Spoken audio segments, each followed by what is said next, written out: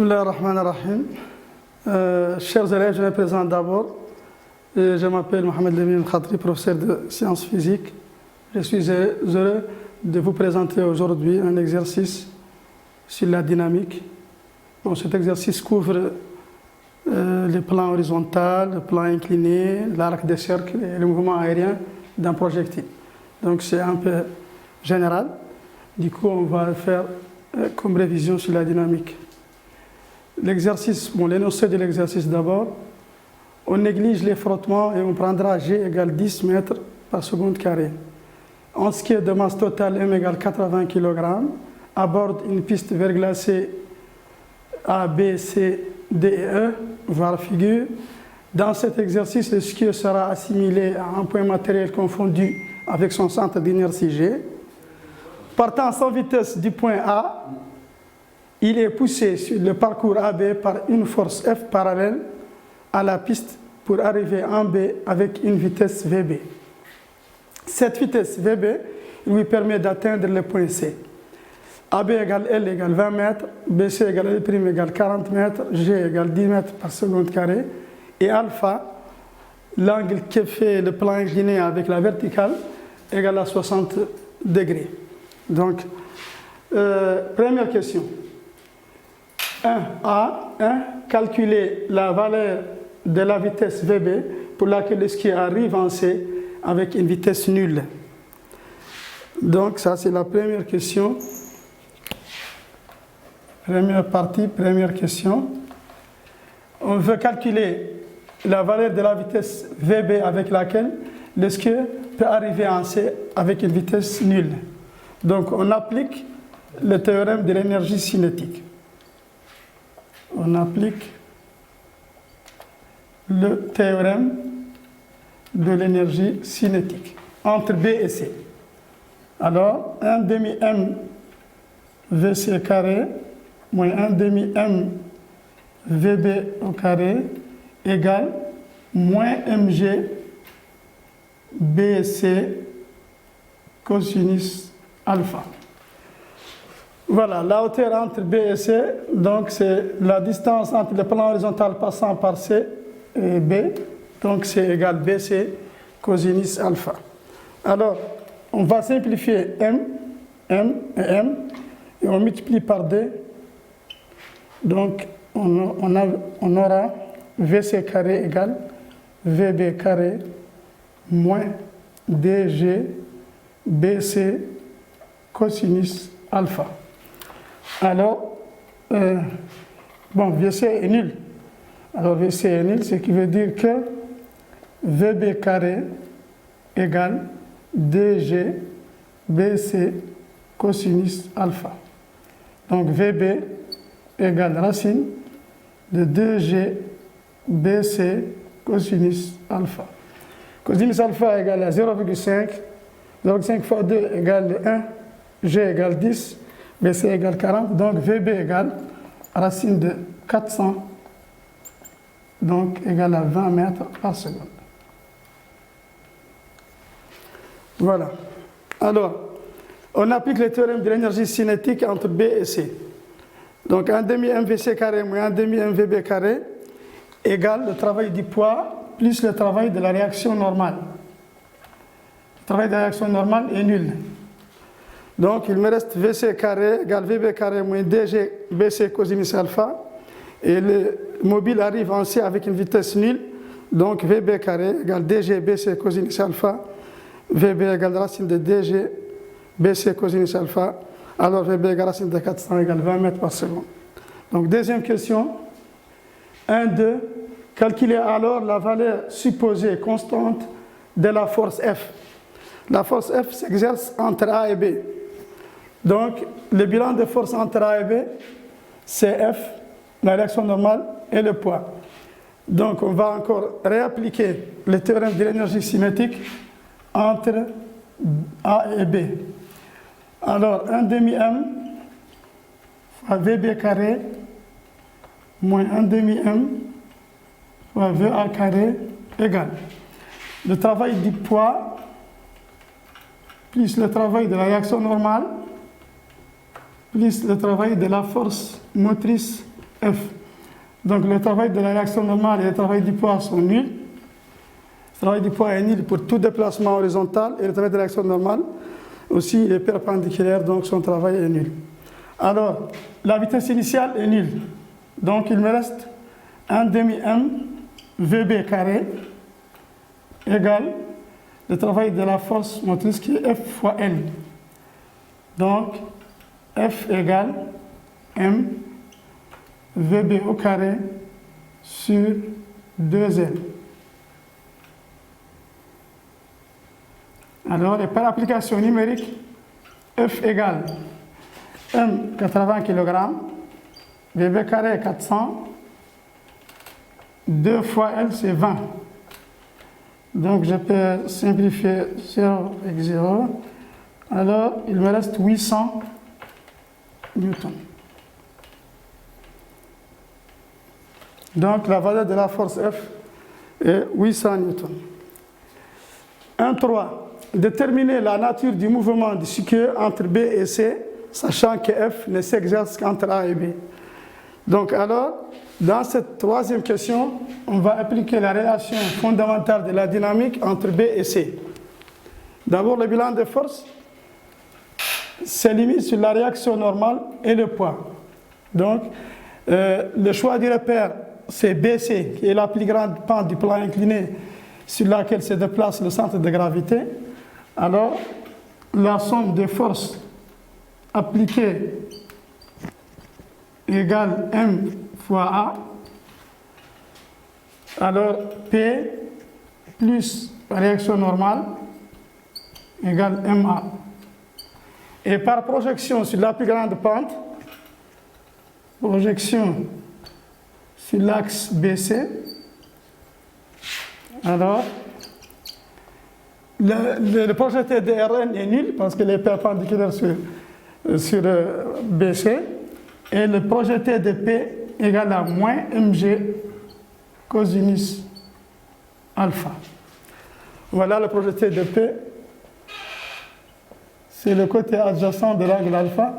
Donc c'est moins mg cosinus alpha. Alors, MA moins mg cosinus alpha égale MA. Donc, A égale moins G cosinus alpha. Alors, le mouvement est rectiligne uniformément varié. A égale moins 10 fois 0,5 égale à moins 5.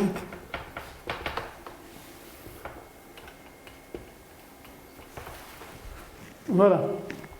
Donc, deuxième partie. En arrivant en C, l'esquive cède de ses bâtons pour repartir sur CD, horizontale, et acquérir au point D une vitesse de valeur VD égale 10 mètres par seconde, avec laquelle il entame le tronçon circulaire de rayon R égale OD égale OE égale D,D. Voilà le tronçon circulaire de rayon OD et OE. OD égale OE égale 2,2 mètres. Donc, sur ce tronçon, la vitesse du mobile au point D égale à 10 mètres par seconde.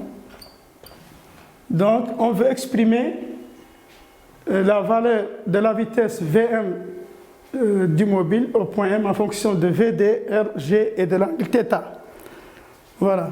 Donc, là, on va appliquer, partie 2, première question, on va appliquer le théorème de l'énergie cinétique.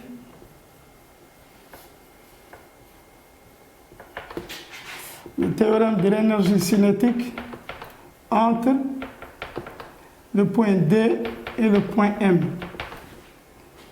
Donc, entre le point D et le point M, la hauteur comprise entre les deux plans horizontaux passant par D et M égale R sinus θ.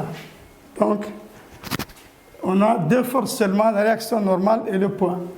Donc, 1 demi M fois Vm au carré moins 1 demi M fois Vd au carré égale le travail du poids qui est mg r sinus θ,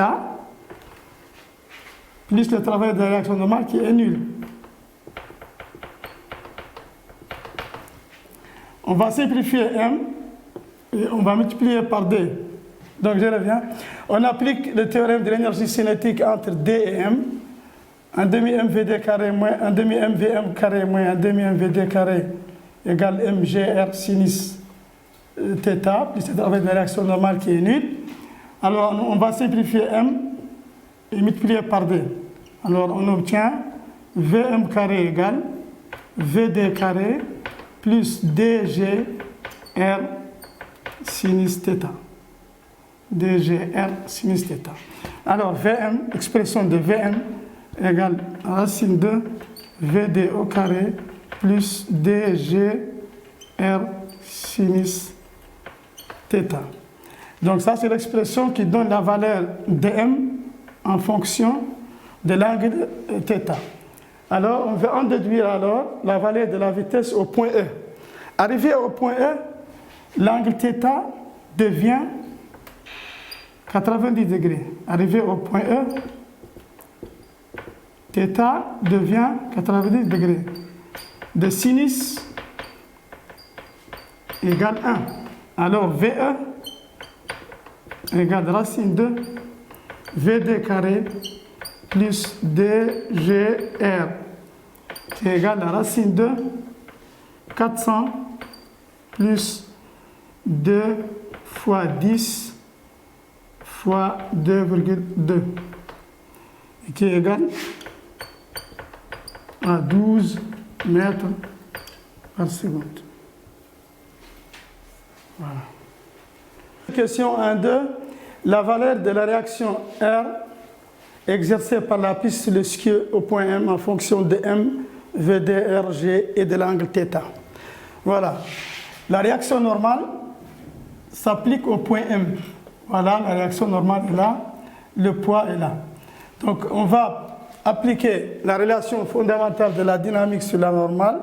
Donc la question D1, 2, c'est l'expression de la réaction au point M.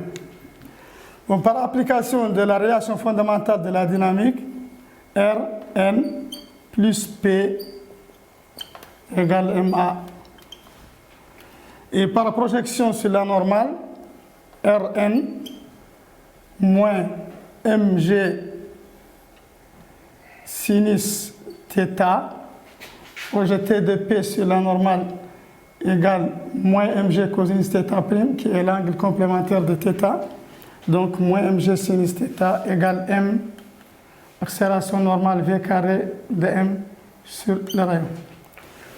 Alors, Rn égale Mg sinus θ plus M sur R, Vm au carré qui est Vd au carré plus dg r sinus θ. Donc Rn égale Mg sinus θ plus M Vd au carré sur R plus, on va simplifier R avec R, dmg r sinus θ. Donc Rn égale 3mg. Donc R, bon, R on avait simplifié R avec R. Donc 3mg sinus θ plus m Vd carré sur R. Voilà. Donc voilà l'expression de la réaction normale. Question 2.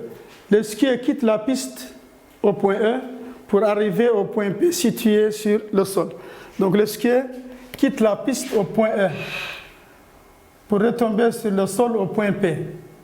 Donc le mouvement est un mouvement aérien dans le plan EXY. Sur le repère OX, EX et Y, c'est un mouvement sur les deux axes simultanément. Donc ces conditions initiales sont x, xe égale 0, ye égale 0. Et sa vitesse initiale sur l'axe des abscisses est VEX égale VE, y égale 0. Donc la vitesse initiale sur l'axe des ordonnées est nulle, et la vitesse initiale sur l'axe des abscisses égale VE. Et par projection de la relation fondamentale sur les deux axes, la seule force appliquée, c'est le poids, P égale ma, donc Px égale 0, le poids est perpendiculaire sur l'axe des abscisses, et Py égale à P. Car le vecteur P a le même sens et la même direction que l'axe OY.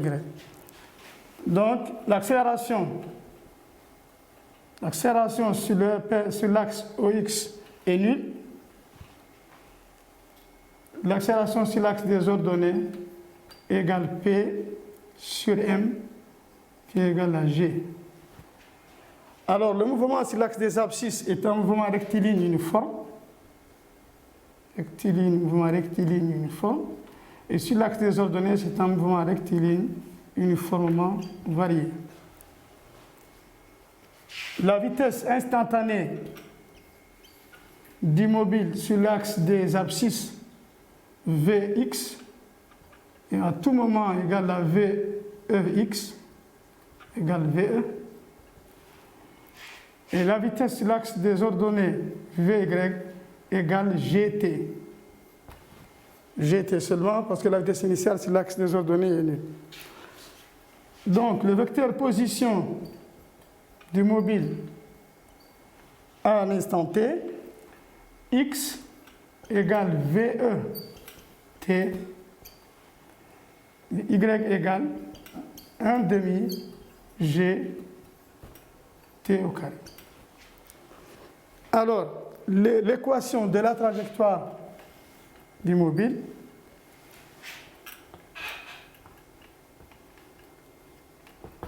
y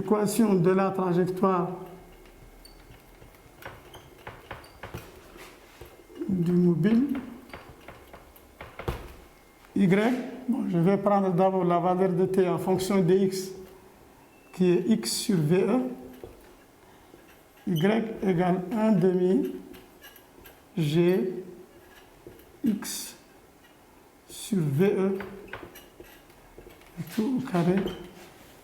Il peut s'écrire 1 demi g x carré sur VE carré. Voilà donc l'équation de la trajectoire du mobile sur la partie EP. Donc, D2, calculer l'abscisse du point P du point P de chute. Donc, après avoir trouvé l'expression de l'équation de la trajectoire liant x et y, il est facile de calculer l'abscisse du point P, connaissant la hauteur h. Donc, YP égale 5 mètres. Alors, on peut tirer facilement la valeur de XE. Donc, YP égale H égale 5 mètres égale 1 demi G XP au carré sur VE au carré. Donc, on peut tirer tout simplement XP au carré égale DVE au carré fois H sur G. Du coup, XP égale VE fois racine carrée de D fois H sur G.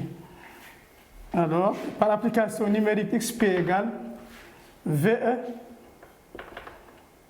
fois racine de 2 fois 5 sur 10, qui est égal à VE, qui est égal à 12 mètres. Donc XP égale 12 mètres.